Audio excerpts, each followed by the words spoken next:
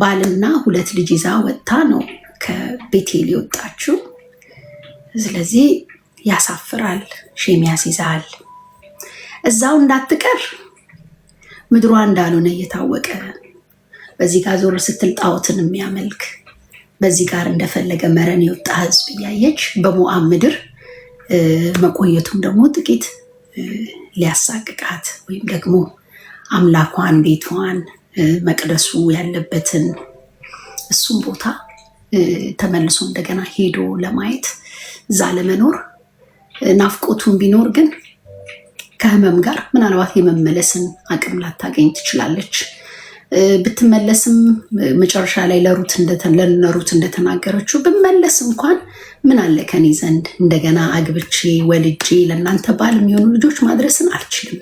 ስለዚህ ተስፋ መቁረጥ ያለበትን ጉዞ ነው በቃ የምትኖር የነበረው እቺ ሴት። ግን ኑኃሚን ጋር ነው እኔ ትኩረቴ።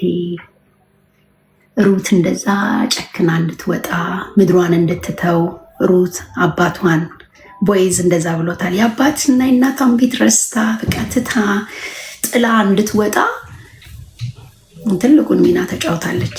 መቼም መቅደሱ የለም በሞዓብ ምድር፣ የመጽሐፍ ጥቅልል የለም። አንድ መጽሐፍ ግን አግኝታለች፣ ኑኃሚን የምትባል መጽሐፍ። ከሀዘኗ ጋር እግዚአብሔርን የምታስጠና፣ ከሀዘኗ ጋር እግዚአብሔርን የምታሳይ ጀግና ሴት ከሀዘኗ ጋር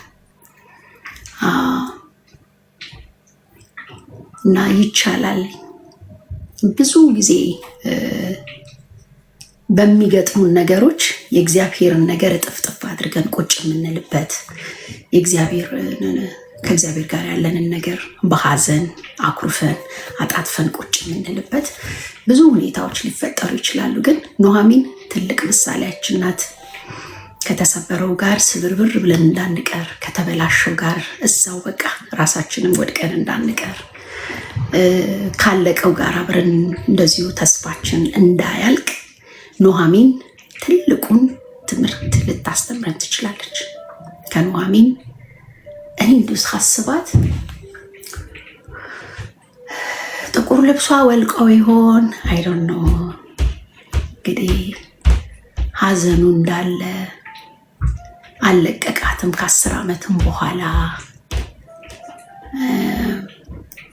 የባሏ ሀዘን አለ፣ የልጆቿ ሀዘን አለ። ግን የመመለስ አቅም ብቻ ሳይሆን ከሞዓብ ምድር ሰው ይዞ የመውጣት አቅም አላት በዛ ሀዘኗ ውስጥ።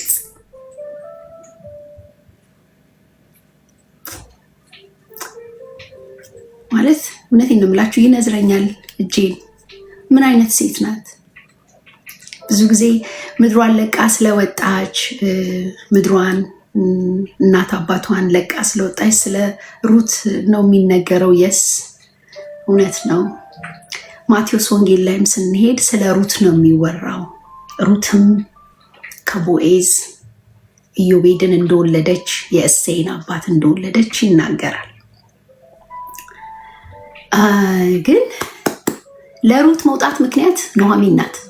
ለሩት መውጣት ምክንያት፣ ለሩት መወሰን ምክንያት፣ ለሩት ምድሯን ጣዖቶቿን ሰባብራ ሞዓብን ጥላ ለመውጣት ምክንያት የሆነችው ኑኃሚን ናት።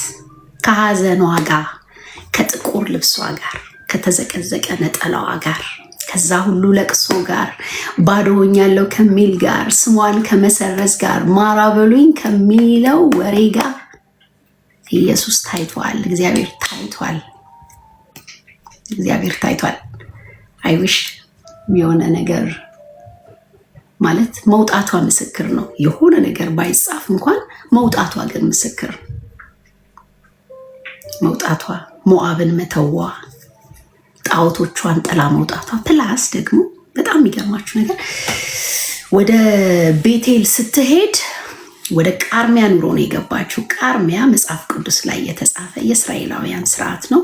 ስደተኞች፣ ረሃብተኞች እንዲበሉ ሁሉን አጭደው እንዳያነሱ የእግዚአብሔር ትእዛዝ አልፏል ማለት ነው። የተጻፈ ነው በሙሴ እንትን ላይ ማለት ነው። ስታጭዱ እንደዚህ አርጋችሁ ሙልጭ አርጋችሁ አትጭዱ። ችግረኛ የሌለው መጥቶ እንዲበላ በቃ የሆነች ነገር እንዲጥሉ ቃርሚያ እና የሚገርመው ህጉንም ነው የተከተለችው። ሩት ስትመጣ በአገሯ የምትሆነውን ያንን ፕሮፋይሏን አይደለም እዚህ ጋር ያስተዋወቀችው፣ የኑሃሚንን ምክር እየሰማች ነው። እና ከሀዘን ጋር ጌታን ማሳየት፣ ያ የሚያዝኑ ይጽናሉ፣ አታዝኑም አይልም።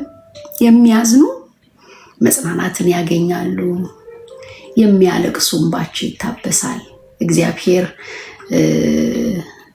ተጎድታችሁ ለምን አለቀሳችሁ፣ አዝናችሁ ለምን አለቀሳችሁ አይልም መቼም። እና እነ ማርያም ቤትም አልቅሷል። ኢየሱስ ሲያለቅሱ አልቅሷል። እንደሚያድነው እያወቀ አልቅሷል። ሀዘናችንን ያውቃል። በዛም ውስጥ ግን ሆኖ ለመመለስ እርምጃም መሞከር፣ እርምጃን አንድ ብለን እግራችንን ለማንሳት እንድንሞክር እግዚአብሔር ይርዳል። ኑሃሚን እንደዛ ነው የሆነችው። ብድግ አለችና መመለስ። ሰሞኑን አንድ መጽሐፍ እያነበብኩኝ ያ ምድረ በዳ ያቋርጦ የሄዱት ምድረ በዳ የ10 ቀን መንገድ ነው ይላል። እና ሜቢ ስንት ጀግና በአውሬ የተበላበት፣ ስንት በእባብ የተነደፈበት፣ ስንት በጊንጥ የተነደፈበት ያንን በረሃ ሁለቱ ሴቶች አቋርጠውት ሄደዋል። እና ኑሃሚን በማጣቷ ውስጥም ቢሆን ያመነችውን እግዚአብሔር ሩት አምነዋለች። እና ሩት እንደዛ አድርጋ የክርስቶስ የዘር ሐረግ ውስጥ የገባችበትን ምክር ያገኘችው ከኑሃሚን ነው። እና ኑሃሚኖች ተነሱ ልልፈልጌ ነው። ኑሃሚኖች ያዘናችሁ፣ ያለቀባችሁ ኑሃሚኖች ተነሱ።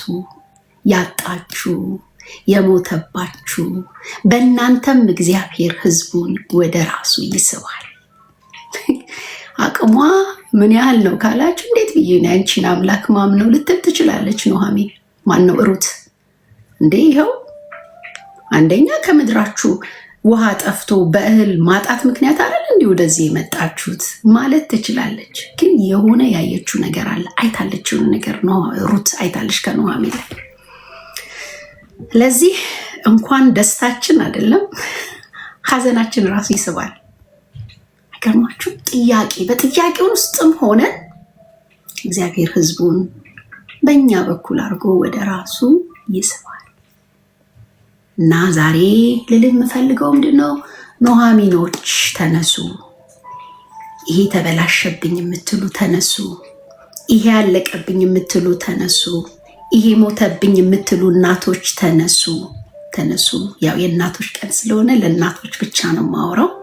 ስለ ሴትነት ሳይሆን የማወራው ስለ እናቶች ነው የማወራው። እና እናቶች ተነሱ።